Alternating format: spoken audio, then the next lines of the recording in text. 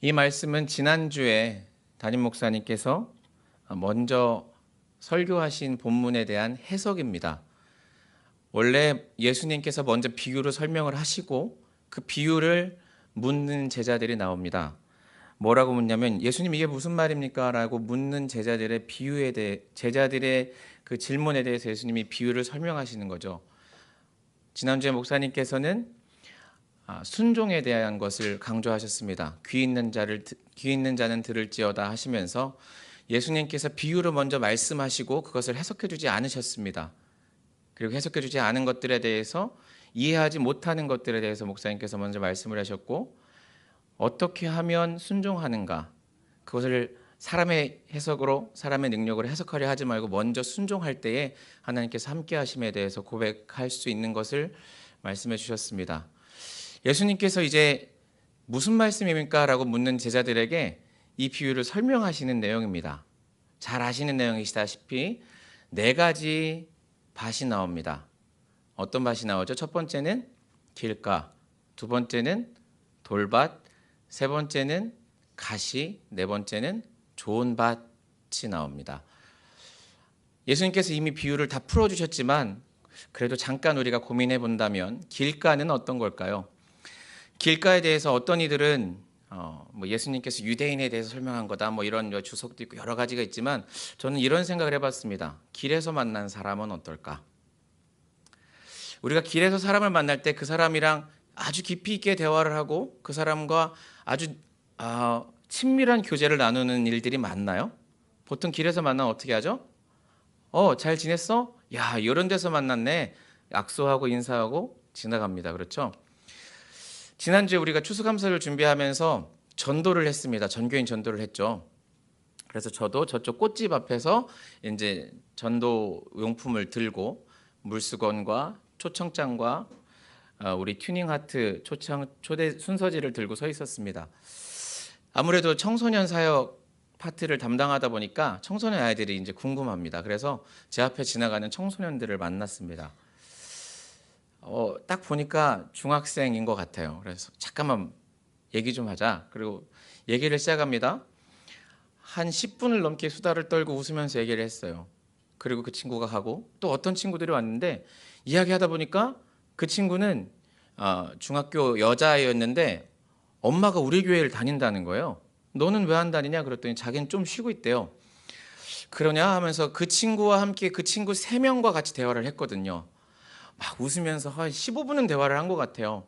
정말 신나게 웃으면서 그래 너 다음 주에 올래? 아유 뭐 이러면서 그 자리에서 너무 재밌게 얘기를 했거든요.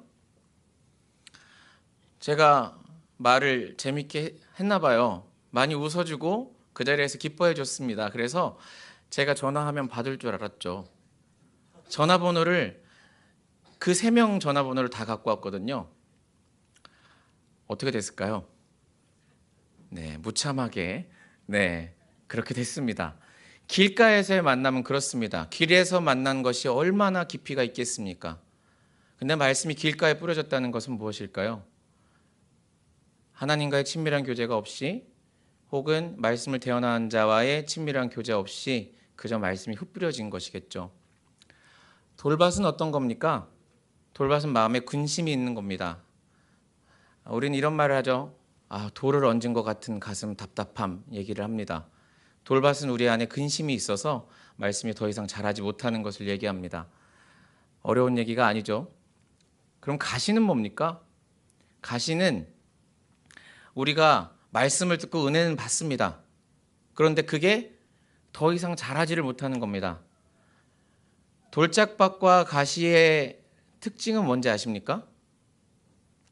돌짝밭과 가시밭의 특징은 교회에선 행복합니다. 교회에선 다 될 것 같고 교회에선 다 해결받은 것 같은데 교회 문을 딱 박차고 나가는 순간 어떻게 됩니까? 가슴에 돌을 얹은 것 같고 가시가 있어서 더 이상 자라지 못하는 겁니다. 또한 가시는 무엇입니까? 세상의 유혹을 말합니다. 세상의 유혹은 무엇입니까? 내가 삶을 주님 뜻대로 살고자 하나 그렇게 살지 못하는 것을 말합니다. 우리는 아브라함과 롯을 압니다. 여러분 하나님의 말씀을 듣고 가나안을 향해서 나왔던 아브라함은 혼자 나오지 않았습니다. 누구랑 같이 나왔죠? 조카 롯을 데리고 나왔습니다. 롯은 아브라함의 아들과 같은 존재였습니다. 아브라함과 롯은 뭐 이렇게 조카니까 조카뻘 되는 그런 사이가 아니라 서로 아버지가 없었고 아들이 없었기 때문에 서로 아들과 아버지처럼 친밀한 관계였습니다. 그리고 롯이 아브라함과 함께 이집트까지 갔다 옵니다. 성경에는 롯에 대해서 써 있지 않습니다. 롯이 같이 이집트를 동행했다, 애굽을 갔다 이런 말은 써 있지 않지만 롯은 아브라함과 함께 애굽을 갑니다. 애굽에서 무슨 사건이 일어나냐면 이 여자가 내 누이다, 사라가 내 아내가 아니고 누이다 하고 거짓말을 했다가 하나님께서 이집트의 바로로부터 이들을 구원해 주는 것을 목도하는 사건이 있습니다. 그리고 이집트에서 다시 이들이 돌아올 때 아브라함과 롯은 거부가 되어서 돌아옵니다. 얼만큼 거부가 되었냐면 서로 목초지를 가지고 싸울 수밖에 없을 정도로 거부가 되어서 돌아옵니다. 그래서 아브라함과 롯이 함께 지낼 수가 없는 거예요. 자기 목자들이 싸우는 겁니다. 너무 하나님께서 축복하신 거예요. 그들이 삶을 통해서 하나님께서 역사하시는 것도 받고 그들의 삶도 축복을 받았어요. 그런데 둘이 싸우니까 아브라함이 말합니다. 야, 네가 이쪽으로 가면 내가 이쪽으로 가고 내가 이쪽으로 가면 이쪽으로 갈게. 너 어디로 가냐 할 때 창세기 13장에 보면 이런 말이 나옵니다. 창세기 13장 10절에서 보면 이에 롯이 눈을 들어 요단 지역을 바라본즉 소알까지 온 땅이 물이 넉넉하니 여호와께서 소돔과 고모라를 멸하시기 전이었으므로 여호와의 동산 같고 애굽 땅과 같았더라. 아브라함과 같이 있을 때는 하나님의 말씀도 들었고 언약도 있었고 약속도 있었고 자신도 있었습니다. 그리고 그 뜻에 따라 살아가야 했습니다. 그런데 롯이 선택한 것은 무엇입니까? 젖과 꿀이 흐르는 것 같은 그 땅이었습니다. 그 땅이 어떻게 아름다웠냐? 에덴 동산 같고 이집트 같았다라고 이야기하고 있는 겁니다. 그런데 사실 그 땅은 어떤 땅이었냐? 13절에 보면 소돔 사람은 여호와 앞에서 악하며 큰 죄인이었더라라고 나와 있습니다. 무슨 말입니까? 교회 안에서는 힘차고 교회 안에서는 뭔가 다 될 것 같은데 교회 문을 박차고 나가는 순간 세상의 유혹에 에덴 동산 같아 보이는 그것에 달콤해 보이는 그것에 내 마음을 빼앗겨서 더 이상 신앙이 자라지 못하는 겁니다.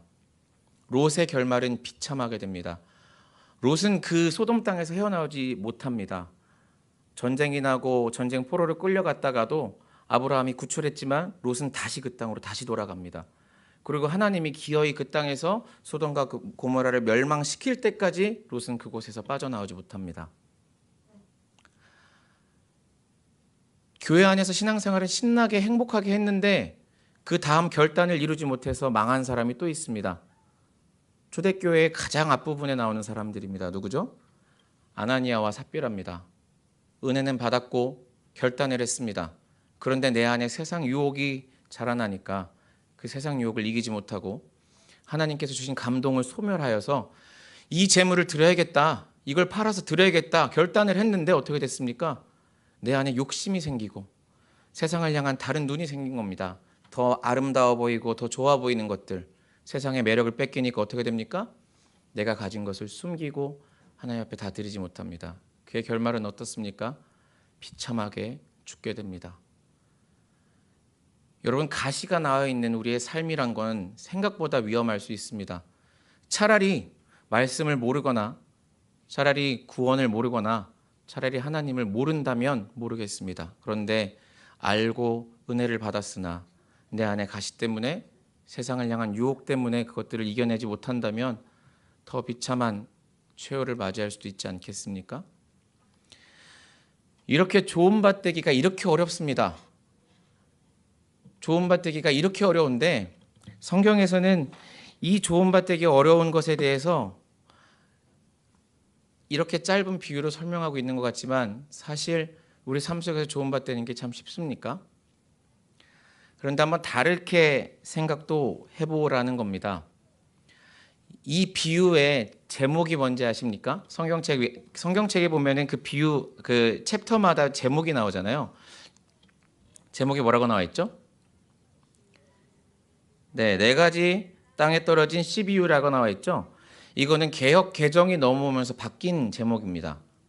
사실 개역 한글까지는 뭐라고 제목이 되어 있으니까 씨 뿌리는 사람에 대한 비유라고 나옵니다.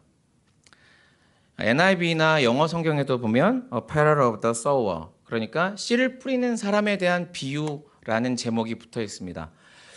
참 재밌게도 새 번역, 현대어 성경 대부분 번역의 전부 다, 쉬운 성경까지 전부 다 이 제목을 씨를 뿌리는 사람에 대한 비유로 나오고 있습니다. 지금까지는 우리는 이 설교를 대부분 밭에 대해서 들었습니다. 4가지 밭. 그래서 목사님들이 뭐라고 하시냐면, 야, 설교가 개떡 같아도 찰떡같이 들어라. 니네 마음밭이 문제다라고 대부분 말씀을 하십니다. 틀린 말 아닙니다. 그런데 한번 이런 생각을 해봅니다. 교회에 와서 지금 여기 수요예배 정도 나와 계시는 분들이 오늘 담임 목사님 아니면 오늘 강단에 선 사람이 뭔 말 하나 한번 봐야겠다, 이러고 오시는 분이 여기 몇 분이나 되실까요? 혹시 그런 분 계십니까? 아유, 오늘 설교를 짧게 하려나? 아유, 오늘 뭔 말 하려고 저기서 비유가 오늘 안 좋은 것 같다, 이런 마음으로 오신 분 여기 거의 없지 않으십니까? 씨를 뿌리는 자는 누굽니까? 씨앗은 성경에 나와 있으면 씨앗은 뭐라고 되어 있죠? 씨는 말씀이다. 그럼 씨를 뿌리는 사람은 누굽니까? 말씀을 대언하는 자 아니겠습니까? 예수님이 아니라 말씀을 대언하는 자면 목회자 혹은 교역자가 되겠죠.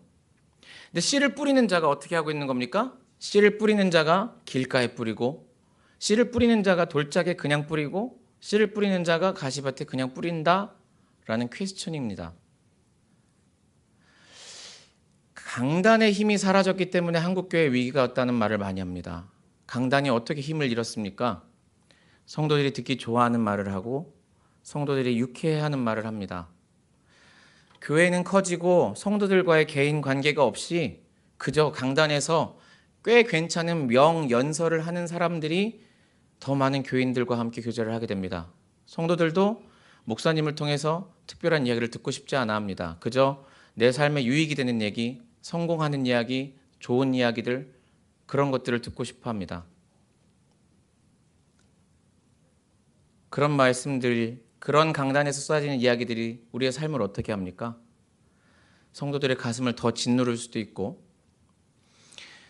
예배가 끝나고 집에 갔는데 남는 것이, 오늘 목사님 말씀을 통해서 내 삶을 교정해야겠다, 정말 하나님 뜻에 맞춰 살아야겠다라는 마음이 드는 게 아니라, 야, 오늘 목사님 설교 중에 그 예화가 진짜 재밌네 하고 그 예화만 들고 가는 겁니다.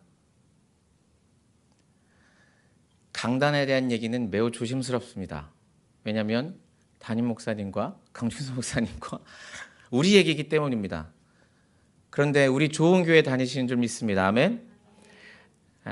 담임 목사님을 통해서 주어지는 귀한 말씀들이 우리의 삶을 바꿀 수 있어야 됩니다. 그런데 거꾸로 말하면 담임 목사님께서 늘 이런 말씀을 하십니다. 내가 변하지 않도록 기도해 달라고 하십니다. 맞습니까? 사람이 변하면 제일 먼저 뭐가 바뀝니까? 언어가 바뀝니다. 그의 언어가 바뀌면 그의 강단이 바뀌고, 강단이 바뀌면 교회가 바뀌는 겁니다. 그래서 우리는 더 목회자들을 위해 기도해 주셔야 되고, 강단에서 정말 하나님의 말씀을 대언할 수 있도록 기도해 주셔야 됩니다. 아멘. 강단이 부패하면, 강단이 거짓되면 성도의 삶까지 좀먹는 것입니다. 그래서 강단이 너무 중요합니다. 그래서 목사님들 위해서, 우리들의 삶을 위해서 더 많이 기도해 주셔야 되는 줄 믿습니다. 강단에서 나오는 것들이 성도의 삶을 바꿀 수 있는 방법은 또 무엇이 있습니까? 길가에서 만나는 삶과 같지 않으면 됩니다. 담임 목사님을 만나는데, 예를 들면 제가 여기 서연이를 만나는데, 서연이랑 제가 길가에서 만난 사람처럼 서연아 반갑다 하하 하고 지나갈 수 있는 그런 사이밖에 안 된다면 서로의 삶에 영향력을 끼칠 수가 없는 것입니다. 그래서 목회자와 될 수 있으면 영적으로 친밀해야 합니다. 아멘. 아멘. 마찬가지입니다. 강단에 서서 말씀을 대언하는 자와 관계가 멀어지면 우리의 삶 속에서 말씀이 역사하기 어렵습니다. 이 말씀은 담임 목사님께서 자주 하시는 말씀입니다. 그래서 강단의 선자와 성도 사이에 더 말씀이 교통할 수 있고 그들이 함께할 수 있도록 최선을 다해야 됩니다. 강단의 선자는 또한 성도의 삶 속에서 그들의 쓴뿌리를 찾아 캐줄 수 있어야 합니다. 그들의 가시 박힌 삶 속에 가시나무들을 손에 피가 흐르더라도 그 가시나무를 뽑아낼 수 있는 게 교역자여야 되는 겁니다. 그리고 또한 그렇게 할 수 있도록 성도님들께서도 마음을 열어주셔서 같이 상담을 하시고 기도하셔서 그 삶 속의 쓴뿌리들을 뽑아내야 합니다. 그 쓴뿌리들이 뽑아내어질 때 진짜로 우리의 삶이 옥토밭으로 바뀌어가는 줄 믿습니다. 아멘. 참 어려운 이야기지만 용기를 내서 하는 말입니다. 이것은 제가 우리 교회가 이렇다 저렇다 하는 말이 아니라 한국 교회의 위기입니다. 한국 교회는 커지기만 하고 팽창했습니다. 대부분 소형 교회들은 힘을 잃고 죽어가고 있는데 대형 교회들은 성도와 교제할 수가 없습니다. 소형 교회들은 목회자들이 힘을 잃었습니다. 힘을 잃은 소형 교회들은 목회자와 전인적 치유가 안 되고 성도들이 전인적 치유가 안 됩니다. 대형 교회는 대형 교회대로 그 갈증이 해소되지 않는 것입니다. 그럴 때에 정말 대한민국의 수많은 건강한 교회들이 일어나야 될 줄 믿습니다. 또한 우리 교회가 그런 건강한 교회의 모범이 되어야 되는 줄 믿습니다. 씨를 뿌리는 자와 씨가 뿌려지는 옥토밭이 있고 또 하나의 주체가 있습니다. 그게 무엇일까요?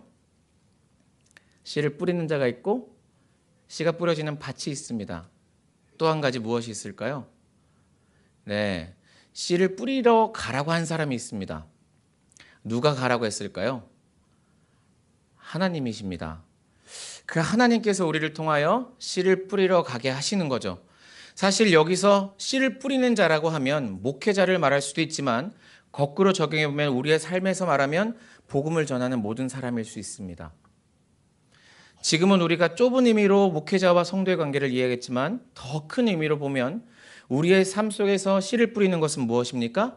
하나님의 말씀을 전하는 것. 그것은 우리의 삶 속에서 하나님의 뜻을 나타내는 삶이 되는 것입니다. 전도가 될 수도 있고 내 삶을 통하여 아까 우리 찬양에서 고백했듯이 이 땅에서 하늘 뜻을 품고 살고 믿음으로 하늘의 뜻을 전하는 사람들에 대한 이야기. 그 누구의 이야기입니까? 씨를 뿌리는 것은 우리에 대한 이야기일 수 있습니다. 보내신 이는 누구니까요?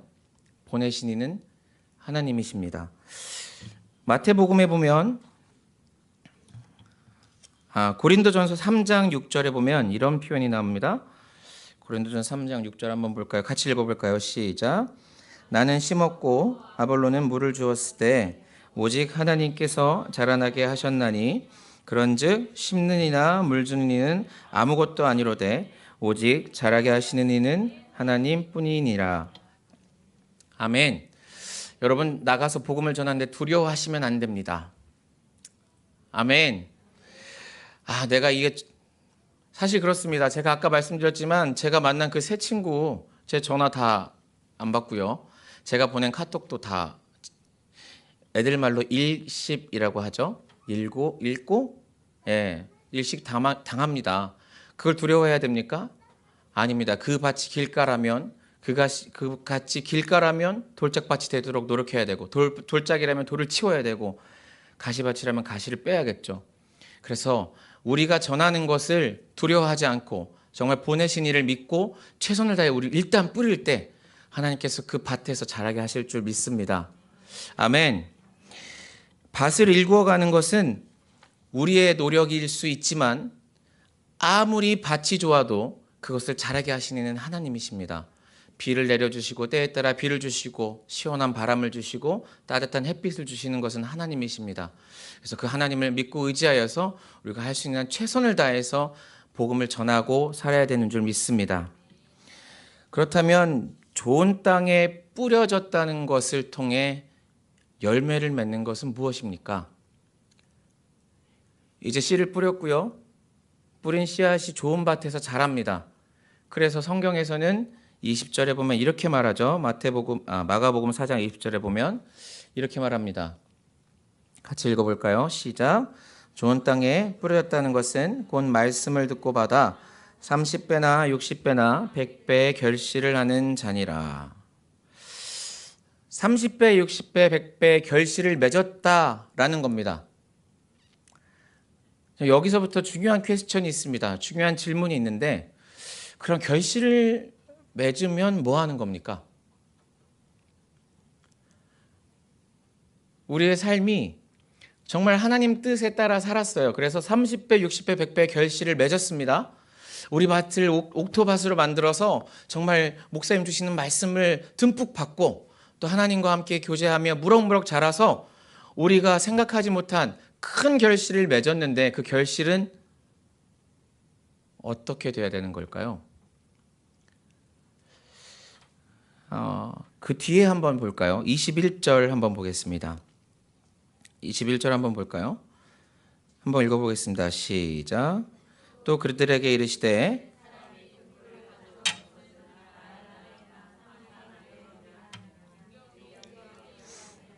여기서 같은 비유가 하나님께서 이것이 하나님 나라다라고 하는 비유가 3번이 계속됩니다.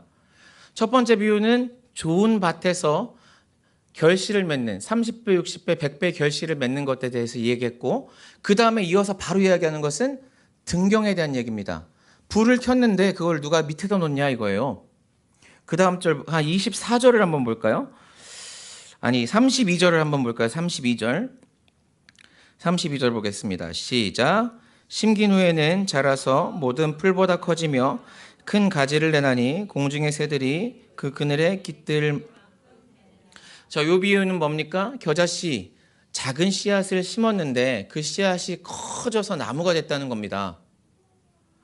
그럼 앞에 30배, 60배, 100배 맞는 이야기와 그 다음 등경을 발 아래 두지 말라고 하는 이야기와 평상 아래 두지 말라는 이야기와 그 다음 이야기 큰 나무가 되어서 새들이 깃드는 나무에 대한 이야기가 하나님 나라다, 하나님 나라다, 하나님 나라다라고 이야기하는데 이 말은 다 무슨 말입니까? 라는 겁니다. 왜 예수님께서 이 말을 계속 반복하고 계십니까? 이 말에 대한 이야기가 24절에 이렇게 나옵니다. 24절을 한번 볼까요? 한번 읽어보겠습니다. 시작. 또 이르시되 너희가 무엇을 듣는가 스스로 삼가라. 너희의 헤아리는 그 헤아림으로 너희가 헤아림을 받을 것이며 더 받으리니 있는 자는 받을 것이요 없는 자는 그 있는 것까지도 빼앗기리라 라는 말이 있습니다. 이 말이 너무 어려워서 영어로 찾아봤거든요. 근데 영어 성경도 똑같이 이렇게 써 있는 거예요. 그래서 제가 고민을 하다가 유진 피터슨 목사님의 더 메시지라는 성경이 있습니다. 이 성경은 가장 우리말에 근접하게 해석했다는 성경인데 이 성경에 이 본문을 이렇게 쓰고 있더라고요. 내가 하는 말을 잘 들어라. 세상에서 너희 힘으로 잘 될 수 있다는 약삭빠른 충고를 조심하여라. 받는 것보다 주는 게 더 낫다. 베풀면 베품을 낳는다. 인색하면 가난해진다. 지금 이 같은 본문 24절, 25절을 유진 피터슨 목사님은 이렇게 설명하고 있습니다. 무슨 말입니까? 생각해 봤습니다. 30배, 60배, 100배를 맺으면 뭐하냐 이거예요. 밥 더 많이 먹습니까? 더 많이 거두었으니까 우리 집이 그동안 밥 한 공기 먹던 거 2공기 먹으면 되나요? 더 많이 거두면 뭐 할까요? 그것을 뭐 할 수 있겠습니까? 베풀 수 있지 않겠습니까? 아멘? 뒤에 나오는 말도 마찬가지입니다. 등경 위에 불을 켰는데 그 불을 발 아래 두고 평팔 안에 둔다 하면 그 불이 무슨 소용이 있습니까? 그런데 그 불이 자기 스스로를 태워서 빛낼 때 등불은 작은 것 같으나 자기를 태워 온 방안을 비춰주고 더 넓게 집안을 비춰주는 빛이 되는 것 아닙니까? 그 밑에 나오는 새는 뭡니까? 나무가 커서 작은 씨앗인 것 같지만 하늘의 씨앗이 땅에 심겨져 썩어져 나무가 될 때 그 나무 안에 새들이 깃들 수 있는 것 아닙니까? 하나님 나라는 무엇인가요? 사실 저는 잘 모르겠습니다. 아직도 잘 모르겠습니다. 하지만 제가 알 수 있는 작은 하나는 이런 것 같습니다. 내가 할 수 있는 한 하나님의 사랑을 전하고 사는 것, 베풀고 살고 나누고 사는 것. 나는 비록 작은 씨앗 같지만 내가 작은 나무가 되어서 그 나무 안에 새들이 깃들 수 있는 그런 나무가 되는 것. 우리 교회에서 저는 청소년 사역을 하고 있지만 그런 생각을 합니다. 우리 청소년 아이들이 나라는 나무에 와서 평안히 쉴 수 있었으면 좋겠다. 이 친구들이 고민이 있을 때, 힘들 때, 외로울 때 그 친구들이 와서 잠깐 쉬어갈 수 있는 나무가 되면 얼마나 좋을까. 거꾸로 우리 아이들한테도 그렇게 얘기합니다. 야, 특별히 공부 잘하는 애들은 잘 들어라. 공부 잘하는 애들은 제발 인성부터 가져라. 야, 공부 잘해서 출세하면, 착한 애가 출세하면 많은 사람들을 이롭게 하는데, 자기밖에 모르는 애가 출세하면 차라리 출세를 안 하면 몇 명만 괴롭히는데, 마음이 넉넉하지 않은 친구가 출세해서 높은 자리에 올라가면 더 많은 사람 괴롭힌다. 사람이 먼저 되었으면 좋겠다. 우리의 삶이 그렇지 않습니까? 하나님께서 우리를 통해서 말씀하시는 것들은 늘 자명합니다. 다른 사람 걸 뺏고 살아라, 다른 사람 머리를 밟고 살아라 하지 않습니다. 나누고 베푸는 것이 우리 주님께서 원하는 삶인 줄 믿습니다. 잠언에 이런 말씀이 나옵니다. 잠언 11장에 보면 흩어 구제하여도 더욱 부하게 되는, 같이 읽어볼까요? 흩어 구제하여도 더욱 부하게 되는 일이 있나니 과도히 아껴도 가난하게 될 뿐이니라. 구제를 좋아하는 자는 풍족하여질 것이요 남을 윤택하게 하는 자는 자기도 윤택하여 지리라. 아멘. 성경에서도 나누고 베푸는 삶에 대해서 많이 이야기합니다. 우리가 30배, 60배, 100배의 열매를 맺으면 뭐 합니까? 그거 다 내가 먹는 데 쓰고 우리 가족 먹는 데 쓰는 게 아니라 나누고 베풀고 살 때 정말 하나님 나라에 조금 더 가까워지지 않을까요? 우리 예수님이 그러셨습니다. 우리 예수님 요한복음 12장 24절에 보면 이런 말씀을 하십니다. 아까 잠깐 했던 말씀인데 한번 같이 읽어보겠습니다. 시작. 내가 진실로 진실로 너에게 이르노니 하늘의 밀이 땅에 떨어져 죽지 아니하면 한 알 그대로 있고 죽으면 많은 열매를 맺느니라. 아멘. 예수님이 이 땅에 오셔서 먼저 하신 게 뭡니까? 야, 똑바로 살아. 야, 이렇게 살지 마. 이렇게 하신 게 아니라 어떻게 하셨죠? 아픈 사람들 치료해주고 눈물 흘리는 사람 눈물을 닦아주셨고, 정말 예수님에게 몰려오는 그 많은 사람들을 성경에 보면 마태복음 15장 30절에 보면 이런 표현이 나옵니다. 큰 무리가 다리 저는 사람과 장애인과 맹인과 말 못하는 사람과 기타 여럿을 데리고 와서 예수의 발 앞에 앉힘에 고쳐주시니 라고 되어 있습니다. 근데 이걸 다른 성경에서는 이렇게 표현합니다. 많은 병자들이 예수님 앞에 왔는데 이렇게 표현합니다. 예수님 앞에 앉힘으로 예수님은 그들을 다 고쳐주셨다. 꼭 교회에 초청해야만, 꼭 내가 복음을 전하기 위해서만, 혹은 나의 어떤 목적을 이루기 위해서 누군가에 잘해주는 것이 아니라 그저 내가 할 수 있는 최고의 선을 베푸는 것, 그냥 내가 가진 것을 나누는 것, 그게 하나님 나라의 시작이 아닐까 합니다. 정말 그렇게 살 수만 있다면 얼마나 행복하겠습니까? 저는 소원합니다. 저의 부족함이지만 저를 통해 우리 교회 청소년, 청년들이 저라는 작은 나무에 와서 쉴 수 있는 나무가 되길 원하는 것처럼 우리 성도님들도 그 삶에 있어서, 그 삶의 지경에 있어서 정말 누군가가 나라는 나무에 와서 쉴 수가 있는가? 정말 이 나무에 와서 쉴 수 있는가? 그렇게 같이 고민했으면 좋겠습니다. 그래서 쉴 만한 나무, 그리고 그들을 품어낼 수 있는 마음, 가시가 돋아서 예수님조차 쉴 수 없는 그런 마음이 아니라, 야, 내가 들어갈 데도 없다, 야, 이런 마음이 아니라 우리가 가시를 다 걷어내고 정말 이 세상을, 지역을 품어내며 정말 새가 깃들 수 있는 나무와 같은 삶을 사는 우리였으면 좋겠습니다. 같이 기도하겠습니다.